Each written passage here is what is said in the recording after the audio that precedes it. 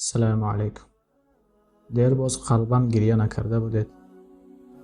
پس تا آخر گوش اندازید و قلب خود را از غبار تازه کنید.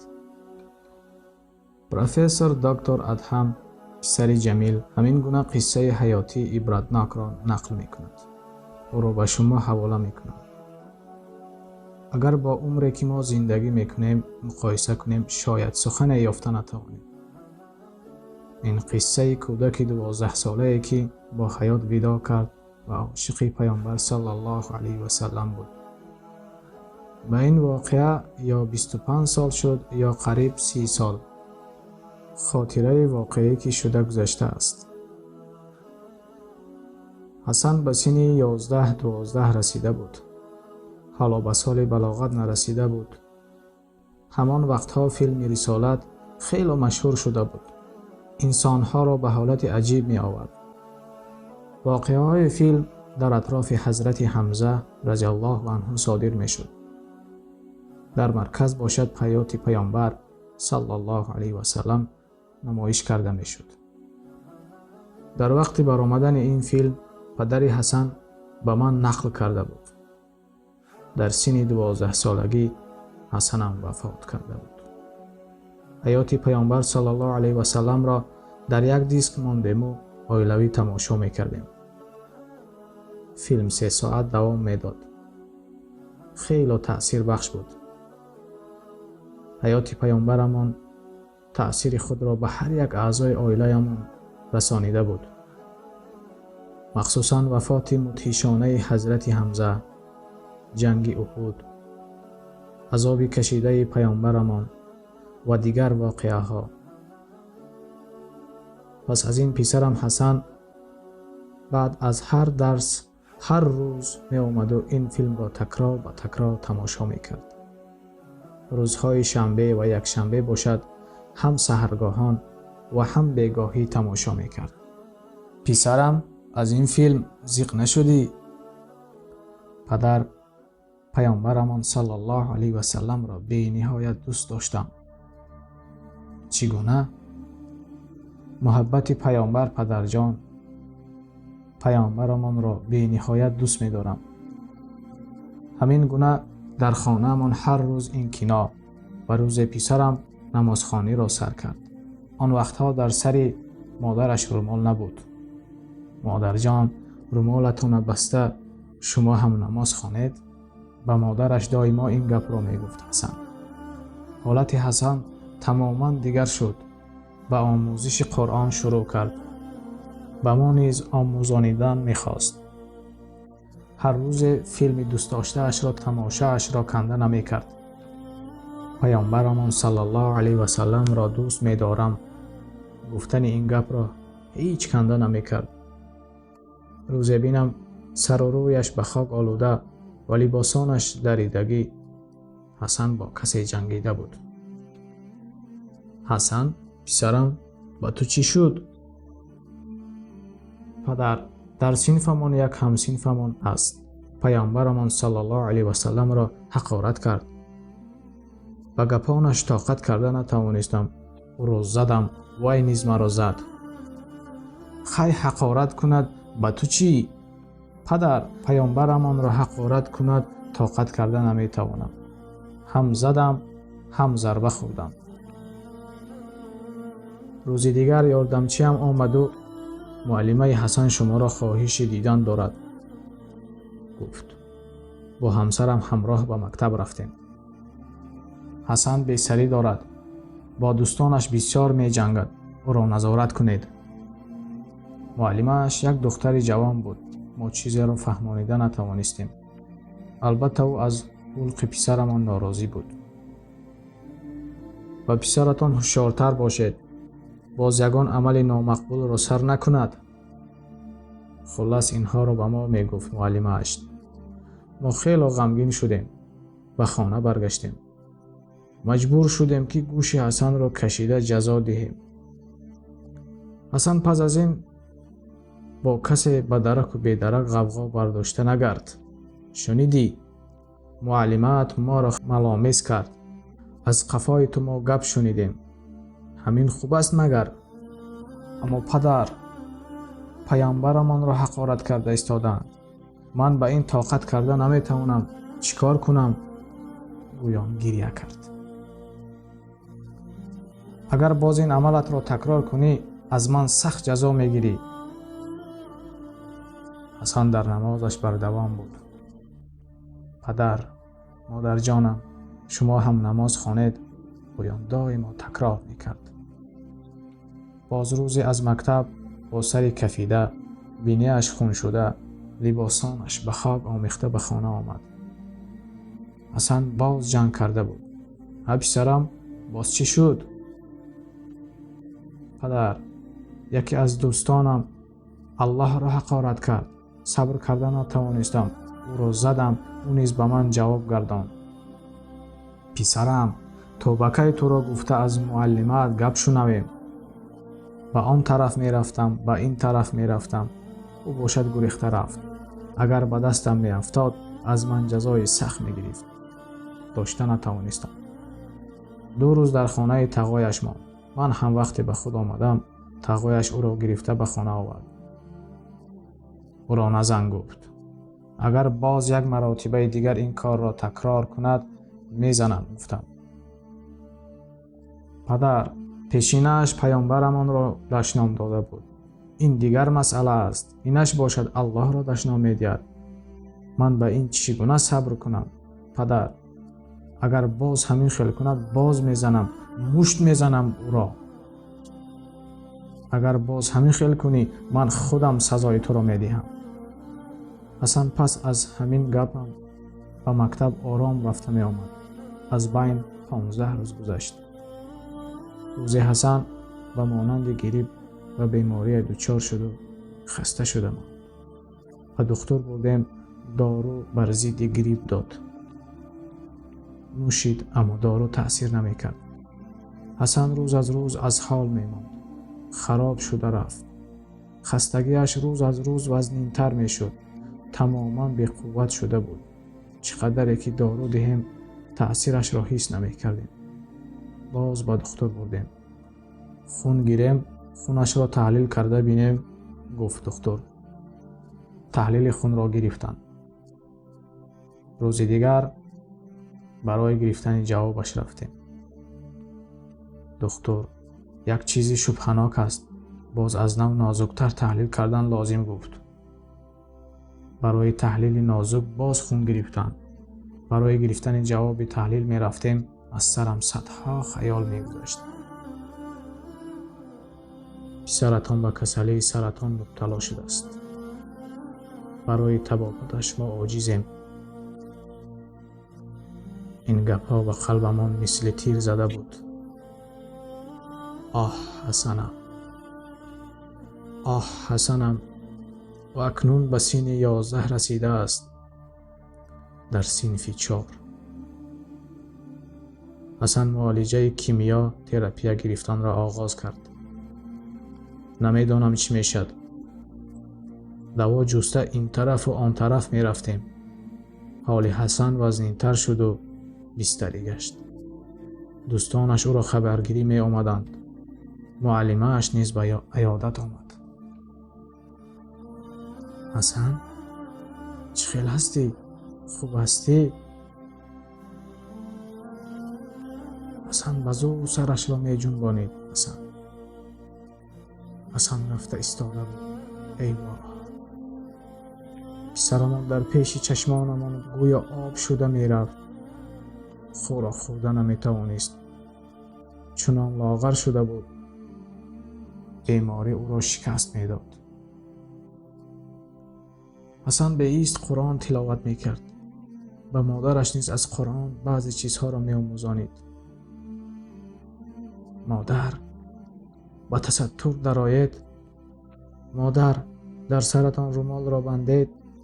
الله به زنهای عریان با غضب نظر می کند. نمازتان را خوانید. پدر جان، شما نیز نماز خوانید. پسر خسته. با او مقابل آمده نمی توانستیم. با همسرم نمازخوانی را آغاز کردیم. برای قلب کودک خسته نشود گویان. حسن دیگر خودش خوراک خوردن نمیتوانست. با او با زور خوراکش را میخوراندیم. مثل چوب خراب شده بود. روز از روز به حال میشد. به همین حال نگاه نکرده دعاها میکرد. به پیامبرمان صلی الله علیه و سلم بر دوام صلوات ها میگفت. پیامبرمان را دوست دارید، الله را دوست دارید، قرآن را دوست دارید، نمازتان را خوانید میگفت. آخرت هست. این گونه سخنها را تکرار و تکرار میگفت. سحرگاهان چراغ خانه‌اش گریان میشد. او نماز بامدادش را ادا میکرد. ما از سوراخی در از جای کلید او را مشاهده میکردیم. بعد از بامداد آهسته رفته تیریزه اش را میکشد. دستانش را به بیرون و تاریکی برآورده بعضی سخنها را میگفت.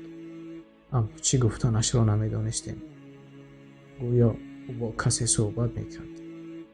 این حالت هر روز تکرار میافت. ما به تعجب افتاده بودیم.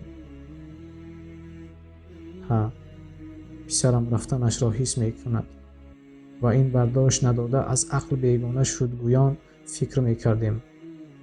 هر روز این حالت. روز پس از بامداد در وقت تیریزه را گشاده با کسی صحبت کردنش در را گشادم و نزدش در آمدیم. حسن چیکار میکنی؟ هیچ کار. پسرم هر روز تو را از این سوراخی مشاهده میکنی. پس از نماز تیریزه را وا کرده با کسی صحبت میکنی. این چی است؟ با کی صحبت میکنی؟ پدر جان، پس از بامداد هر سحر شمال فوران میوزد. با این شمال صحبت میکنم. و شمال میگویم ای شمال، تو دائما به جای پرواز میکنی. از تو یک التماس دارم. اگر راحت به سوی مدینه روان گردد، سلامم را به پیامبرمان صلی الله علیه و سلم رسان. با همین طرز به پیامبرمان سلام میفرستم. پس از این واقعه حسن خیلی از قوت ماند.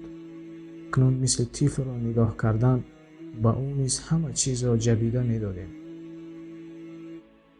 با عذاب از گلویش میگذشت. خیسته نمیتوانست. روز حسن در سحرگاهان به ما گفت پدر جان، امشب یک واقعه عجیب رخ داد. چه حادثه رخ داد پسرم؟ کنی فهمانده ده؟ پدر، امروز همین خیلی حادثه رخ داد. نه این خواب نبود. وقتی خوابم آید چشمانم را میپوشم سپس خواب میبینم. اما این حادثه خواب نبود. این حادثه را با دو چشمانم دیدم. پدر، گویم باور نمیکنید. شیفت خانه‌مان دو تقسیم شدن میگرفت و آواز قرص قرص می آمد. من فکر کردم که زمین جنبی شده ایستاده است. در جایم از ترس نشستم.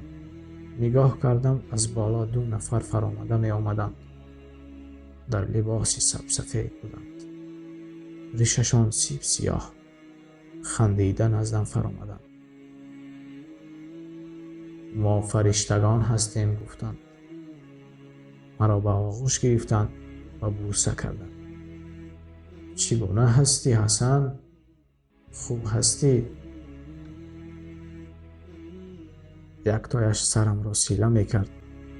دویمش کتفم را خود را خیلی خوشبخت حس میکردم. نام شمایان چی گفتم؟ نامهایشان را گفتم اما فراموش کردم پدر. حسن خیلی خسته شدی ها؟ اگر خواهی تو را یک دو زننده بیاریم. چقدر باز در اینجا بستری گشتی؟ آیا همین خیلی می شود؟ بیا تو را یک چرخ گردانیم. مایلش گفتم. یکی از فرشتگان دستم را گرفت و دیگرش از دست دویمم گرفت. همراه به بالا برآمدیم. از بالا زمینمان را تماشا کردم. از ابرها گذشته رفتیم. باز به بالا رفتیم. باز. اینجا چیست؟ یک جای عجیب، میدانی سبز بود. خیلی جای کلام بود. اینجا جنت حسن. همین خیلی است. کنی گردیم بینیم چگونه است. وقتی می گشتیم با چشمم یک کوشک بزرگ نمودار شد. این قصر تو حسن، درونش را دیدن می خواهی؟ البته می خواهم. پس رفتیم با هم تماشا می کنیم. پدر جان، قصر همین گونه کلام بود که آن طرفش نمودار نمی شد. این قصر از من بود از پدر. در آنجا باز بسیار چیزهای دیگر بودند. بازیچه ها دوستان بودند، خدمتکاران بودند، اشیاهای نوشیدنی و میخوردگی نیز بودند. اینقدر چیزهای زیبا بسیارند که در دنیا ندیدم. مرا چند وقت در آنجا تماشا دادند. حسن، به تو اینجا پیسان آمد. ایستادن را میخواهی؟ در اینجا بیمان. پیسند آمد. در اینجا ایستادن را میخواهم. من این گوساله از آن تو. اجازت ده او را میکشیم و تو در اینجا ابدی میمانی. به دنیا بر نگرد. این دم شمایان را فکر کردم پدر. نمیشود. من مادرم را میخواهم، پدرم را میخواهم. من آنها را یاد میکنم. حسن، نگر، ما تو را دوست میداریم. اینجا همش از تو. در پایان خسته میشوی، بیمار میشوی، عذاب میکشی. در اینجا بیمان. گویان بسیار خواهش کردند. یعنی اگر گوساله را کشند من ابدالابد در آنجا میمانم. خوب نفهمیدم. پدر، نفسم به مرگم اشاره دارد. آنها برای ایستادنم بسیار خواهش کردند. نگر، اینجا همش از تو. در اینجا ابدی میمانی. من مادرم را، پدرم را بسیار دوست می‌دارم. از آنها جدا شدن را نمی‌خواهم. از این سبب این گوساله را نکشید. نمی‌خواهم. مرا راضی کرده نتوانستند. میلش، تو راضی باشی میمانی و اگر نخواهی نه، تو را به پایان می‌فراریم گفتند. از دستم گرفتند و آهسته به پایان فرآوردند و جای خوابم گذاشتند. از پیشانه‌ام بوسه کردند.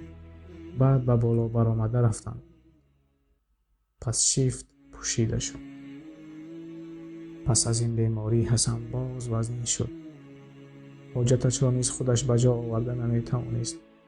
در حالت مایوس بود. به این نگاه نکرده او دائما صلوات‌ها می‌گفت، دعاها می‌کرد. دوستان و خویش و تبارانی که به عیادتش می‌آمدند دائما تأکید می‌کرد که نماز خوانند، صدقه و زکات دهند. عمل‌های خیر را زیادتر کردن را دائما تأکید می‌کرد. و زنان باشد، رومالشان را دائما بستنشان را التماس می‌کرد. دوست داشتن الله را، دوستداری پیامبر را، خواندن قرآن را مثل دامالای مسجد تکرار و تکرار تأکید می‌کرد. ما با مادرش 5 وقت نماز را ترک نمی‌کردیم.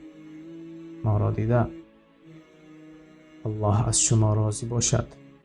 شما را به نهایت دوست می‌دارم میگفت. نمازتان را هیچ ترک نکنید. گویان التجا می‌کرد. از دل و جان التماس می‌کرد. پس از این بیماری حسن به اوج رسید. به جز آب دیگر چیزی خورده نمی‌توانست. بعضاً آب شوربا را کمی می‌نوشانیدیم. نمازش را در جای خواب می‌خواند و فقط دعا می‌کرد. اللهم وطنمان را نجات ده. دشمنمان را خودت دور کن. از هدایت خود بی بهره نمان. مرگمان را آسان کن. ایمانمان را سلامت نگه دار. به دین اسلام قوت ده. به پیامبرمان صلی الله علیه و سلم لایق امت کن. محبت به پیامبر صلی الله علیه و سلم را زیادتر کن. او ذات نیز مرا دوست دارد. حسن به طرز خاص که ما نمی‌دانستیم دعاها می‌کرد. گویا خود الله به او خودش الهام داده ایستاده بود. روزی با مادرش برای طعام دهی در آمده بودیم. من خیلی گفت مادر جان، پدر جان، انوای حادثه بود کو باز تکرار شد. ها یک مراتبه دیگر شده بود کو. کدام حادثه پسرم؟ باز شیفت خانه‌مان قصر قصور کشاده شد و آن فرشتگان باز در آمدند. یعنی خندانرو، ریشدار، جوان، نمودار بود. السلام علیکم گفتم. و علیکم السلام گفتم. ما باز آمدیم. مرا به آغوش گرفتند، بوسه کردند، مالش نمودند، ارکگی کردند. چه خیل هستی حسن؟ خوب هستی؟ خیلی خسته شدی؟ تو را باز به جنتت براریم گفتم. میلش، فقط در آنجا خواهش ایستادن را ندارم. میلش.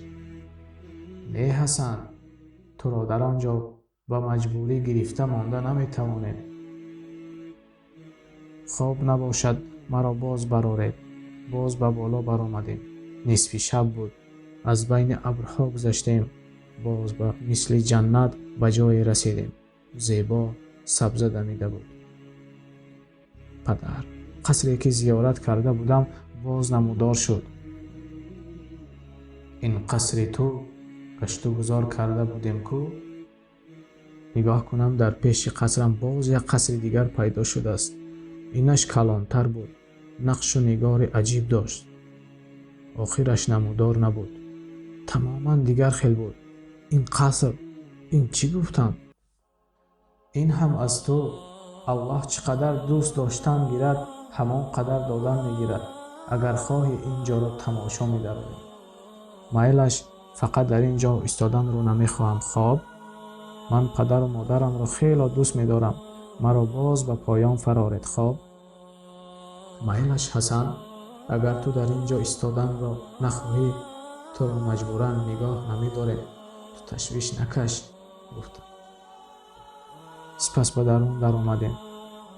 در درون قصر حوضها بودند. آبها فراوان بودند. همه چیز بود. و من مانند کودکان بسیار بودند. با آنها بازی کردم. بازیچه‌های بسیار بود. خوراک‌های با لذت خوردم. در این دنیا این گونه خوراک‌ها را ندیدم. پدر. بعداً ولوسیپد سوار شده هر طرف را گشت و گذار می‌کردم. همه جا به مثل طلا، الماس درخشان بود. بعد از خیل و سیر و گشت، حسن، چه خیل راحت کردی؟ پرسیدم. راحت کردم گفتم. اکنون تو را به نزد مادرت به پایان میبریم گفتم. ما وعده کردیم اما نیست. انا گساله تو استاده است. اگر خواهی او را میکشیم. در اینجا میمونی. نخواهی نه. و پایان فراورده میمونی. مادرت را، پدرت را به حد دوست می‌داری کو؟ ها، من آنها را دوست می‌دارم. اینجا زیباست. از حد زیاد زیباست. اما من از پدر و مادرم جدا نمی‌شوم گفتم. با آنها همین خیل گفتم. پدر، از قصر نبرآمده بودیم. از درون قصر یک دری کلان نمودار شد. از الماس، از مرجان با نقش و نگار زیبا بی نهایت دری کلان بود. همین گونه زیبا بود. این در قلف است. این در خودش به کجا میبرد؟ در پسی در یک ذات مبارک است. اگر خواهی او را نیز زیارت میکنی. البته میخواهم. خوب گفتم. به در نزدیک شدند. کلیدی در نبود. او را چگونه میگشاییم؟ کلید نیست که گفتم. کلید لازم نیست. بسم الله الرحمن الرحیم. لا اله الا الله محمد رسول الله. روی خودش گشاده می شود گفتم. و در عیناً با این سخنان مراجعت کردم. در گشاده شد. اما پدر از درون چنان نور افشانی میکرد که چشمانم خیره شدم. پدر، چشمانم را با دستانم احاطه کردم. سپس از درون بوی خوش عجیبی مشک ترنم میکرد. این گونه بوی خوش داشت که پدر من بیشتر این گونه بوی را حس نکرده بودم. با 2 قدم به درون رفتنم خیرگی چشمم گم شد. در درون یک تخت کلام ایستاده بود.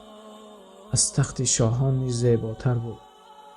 نگاه کردم، یک ذات مبارک با چشم و روی زیبا به من نگریسته بیا گفت. از دیدن او در درونم عجیب حسیات پیدا شد. نزد او رفتم و تعظیم کنان نشستم. بر رویش نظر کردم. پدر اینقدر روی زیبا بود که جلوان جلوان نور می درخشید. اینقدر روی زیبا بود که پدر حیران ماندم. این چگونه زیبا باشد؟ او زاد به من نظر می کرد. سرم را سیله کرد. حسنم گفت. پدر، حسنم گفت. من نیز برای آن زاد با لذت تماشا کنان نظر می کردم. از دیدن سیر نمی شدم. سرم را سیله می کرد. دستانش بوی مشک می کرد. به مثل بخت مهین بود. این گونه انسان زیبا بود که در عمرم به مثل وی نفری زیبا را ندیدم. آخر به خود آمدم و پرسیدم خواجم شما کی هستید؟ وی سرم را سیله کنم. آه حسنم، من تو را اینقدر دوست می دارم. تو هر سحر پس از نماز تیر زهر را کشاده توسط شمع و سلام روان می کردی کو؟ همان نفری که با او سلام روان می کردی این منم. گفت پدر. یا رسول الله، یا رسول الله، این شما هستید؟ این منم. به آغوشش جهیده در آمدم. همین خیلی آغوش گرفتم که آن زاد نیز مرا به آغوش گرفت. آه حسنم. یا رسول الله گفتم. به مثل مشک فارم بود. پیامبرم پدر. آغوششان چنان نرم بود که به مثل آغوش مادر بود. سپس به من گفتند که حسنم مرا دوست می داری؟ جانم به شما فدا باشد یا رسول الله. شما را به حد دوست می دارم. از مادرت، از پدرت دیده بیشتر دوست می داری؟ پدر و مادرم به شما فدا شوند. شما را از مادرم بیشتر دوست می دارم. از پدرم نیز بیشتر دوست می دارم. حسنم به پیش مادر و پدرت نروی و در اینجا در پیش من بمانی. می شود گفتم. اما تو مادرت را بسیار پزمون شدی کو حسنم. در نزد شما آنها را پزمون نمی شوم یا رسول الله گفتم، چون که شما را از آنها بیشتر دوست می دارم. اگر این خیل باشد شنو حسنم، اینجا گوساله تو هست، او را کشان. تو در پیش وی ایستا خواب یا رسول الله گفتم. پدر سپس آن 2 فرشته گوساله را کشتند. پدر گوساله الله الله گویان جان داد. گوساله هم مرد. پدر من رسول الله را به آغوش گرفتم. پس از این پیامبرمان به من اکنون حسن و پایان فرا. امروز در وقت پیشین پس از اذان برای گرفتن تو می رویم. در اینجا در پیشم می مانی و من همسایه می شوی. از من جدا نمی شوی. با هم زندگی می کنیم. همین خیل شد پدر. همان 2 فرشته مرا به پایان فراوردند. و درون در آمدیم. به جایم خوابانیدم. من سحر شد. امروز در وقت پیشین پیامبرمان مرا برای گرفتن می بیایند. پدر با هم می رویم. پس از این با آن زاد با هم زندگی می کنیم. امان پسرم، امان. والله را فهمیدیم. پسر امروز در وقت پیشین می روم. این را فهمیدیم. اما خواب دیده استاده است یا حقیقت است نفهمیدیم. اما چه خیلی که نباشد این را حسن دیده از خودش پرسیم خواب نبود. میگوید مخصوم شدیم، گریه کردیم. وقتی مرگ پسرم آمده بود، گوساله وی کشته شد. در وقت اذان نماز پیشین با کار خود مشغول بودم. مادرش تلفن کرده پدرش حسن وزنی شد. پیامبرمان می بیاید، مرا گرفته می رود. مرا کمی درست کنید، قفایم را با بالش تکیه کنانید. پیامبرمان راست از طرف قبله می آید. جای خوابم را به سوی قبله راست کنید. به پا راست شده نمی توانم. اما هیچ نباشد در شکل خوابیده نبیند. خواهش دیدن دارد گفت. دویده رفتم، حسن را به آغوش گرفتم. پدر چرا خفه می شوید؟ آخر من به نزد پیامبرم رفته ایستاده‌ام کو. به همین هم خفه می شوید؟ شما چی گمان دارید؟ به همه خبر دادم. خویشتباران جمع آمدند. 30-40 نفر جمع شدند. پیامبرمان می بیاید. وقت شد میگوید. و سوی قبله می بیاید. مرا گرفته می برد. میگوید و نفرانی که به گرد و اطرافش جمع شده بودند خطابا میگوید که یکدیگر را خفه نکنید. قلبها را نشکنید. الله و رسولش را دوست دارید. در نمازتان هوشیار باشید. مسلمان باشید. در دین خدمت کنید. الله را دوست دارید. مرد باشید. در خانه‌تان طعام خورانید. صدقه را زیاد کنید. زیاد زکات دهید. در نزد فقیران باشید. به مثل امام مسجد نصیحت ها میکرد. حسن یک پسر 11 ساله به مثل عالمان نصیحت میکرد. نفران گرد و اطرافش آب چشمانش را داشتن نمیتوانستند، اما حرکت میکردند که آن را نشان ندهند. حسن یک لحظه استراحت میکرد، باز نصیحت را ادامه میداد. نیم ساعت این حالت را تکرار میکرد. گپ میزند، جیم میایستد، باز گپ میزند. پس از این پدر گفت لبیک. نگرید پدر، نگرید پیامبرمان میبیاید. در اسبی سفید نشسته است. نگرید در نزدشان حضرت ابوبکر رضی الله عنه، حضرت عمر، حضرت عثمان، حضرت علی، حضرت حمزه. از قفایشان صحابه ها آمده ایستادند. دیساد پدر. تخمینا 20 نفر، همه اشان در بالای اسب‌های سفید دیده ایستاد. الحمدلله، من به رسول الله همراه می شوم. ما به سوی قبله نظر می کردیم. هیچ چیز را ندیدیم، اما حسن می دید. او در هیجان بود. برویش ناگهان جان در آمد، به حرکت در آمد. حالان که دست و پایش را برداشته نمی توانست، یک حرکت شد. با هیجان رسول الله آمده اند، مرا با خود می برند.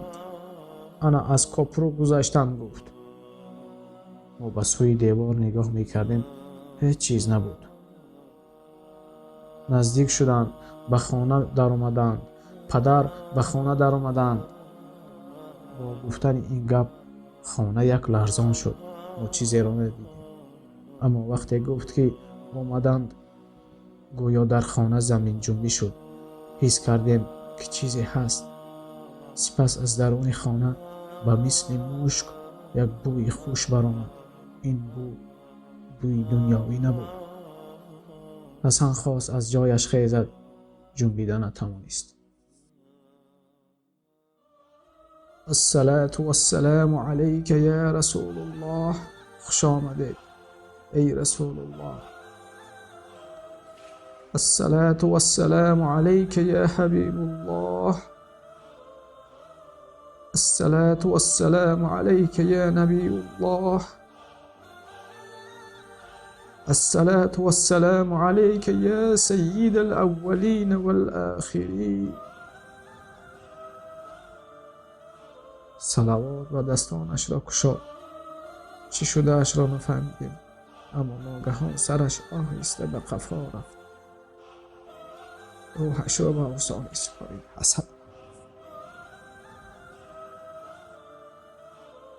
حسن رفت. حسن وفات کرد. پس از مرگش دوام 7 روز از خانه‌مان امان بوی انبر نرفت. چیزی را ندیدیم، اما بوی خوشی عجیب خانه‌مان را زیر کرده بود. حتی به لباسم این بو نشسته بود. دوستانمان این چگونه بود گویان ما رو میپرسیدند.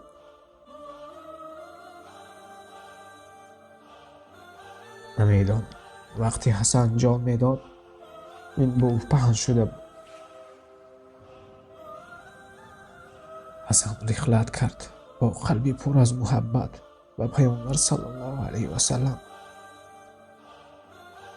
با نفری که از جهان بیشتر دوست می داشت همراه شد. چگونه زندگی کنیم اما آخر می میریم.